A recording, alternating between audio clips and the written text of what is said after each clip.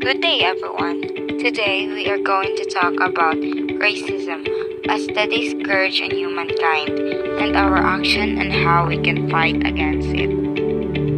Racism is an unfair attitude that many people have towards others because of their race or nationality. This bad idea has caused problems throughout history and made it harder for society to become more equal. Examples like the Holocaust, slavery, and colonialism. It shows how racism can lead to terrible things happening to people. Even today, prejudice still exists in different areas of life, like schools, workplaces, hospitals, law enforcement, etc.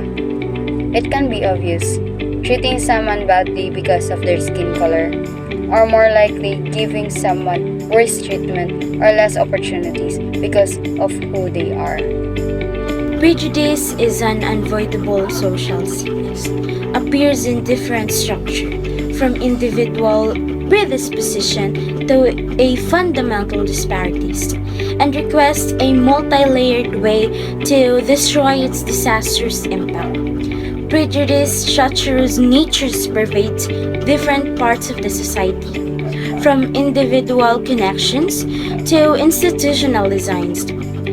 At a singular level, prejudice often appears as bias, generalizing, and also unfair way of behaving, frequently established in obliviousness and feeling of dread toward those apparent as various.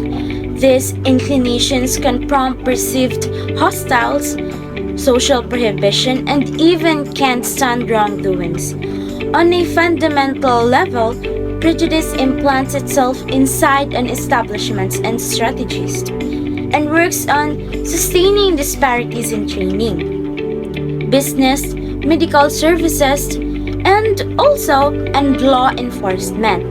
These primary inconsistencies excessively impediment minority gatherings, blocking their admittance to amazing open doors and propagating patterns of destitution and disservice. The foundation of racism can be followed back to the idea of racial progress system, in which arose during the European pioneer period. These pecking orders put Europeans at the top, while different races were considered as substandard. So the perfect example or the example for this one is the black and the white people, which people generalizing that black people are bad, that black people aren't honest, or they really are, what do you call this? They really are bad and untrusted. They cannot be trusted. While white people, they are the good ones. They can be trusted with. This philosophy was utilized to legitimize oppression and double dealing of non-Europeans, and it keeps on saturating social orders.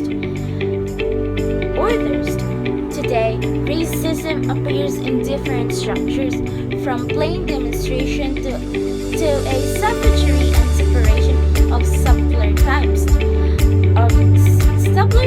like bias and negligible hostilities. It very well may be found in the aberrations in work, training, medical care, law enforcement, and also in school. It's very well here in the generalizations and overlay critical language used to portray specific racial gatherings. It tends to be felt in the ordinary encounters of ethnic minorities who face consistent tokens of their apparent mediocrity. Racism is embedded in us whether we like it or not, no matter where or when it is still with us. Despite the changes we've made against fighting racism, it still remains a challenge. This is because it is deeply ingrained in our cultural and individual mindsets. It can also adapt and evolve over time. Just like in the past, slavery was even normalized due to racism.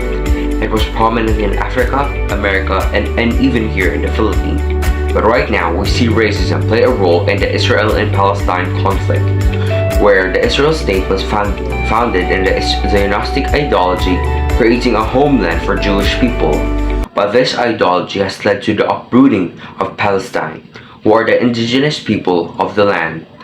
The people of the Palestine face discrimination against all aspects of their life, where they are subject to violence, harassment from the Israel state and the security forces. Racism has been a sickness to us, has divided, has spread injustice, and denied countless individuals of their fundamental rights and dignity. The first step in fighting in racism is to understand its roots, its impact, explore the racism has shaped our world, both past and present, to recognize its presence in our daily life. We carry unconscious biases in our belief and influence our perception and actions to the world. To recognize this is to learn from others and not judge from what they are. The fight in racism is not a battle we can win alone. We need everyone and anyone to challenge the norms. Together, we can create a world where every individual is validated, respected, and given the opportunity to thrive, regardless of their color, their skin, or their origin of their ancestors.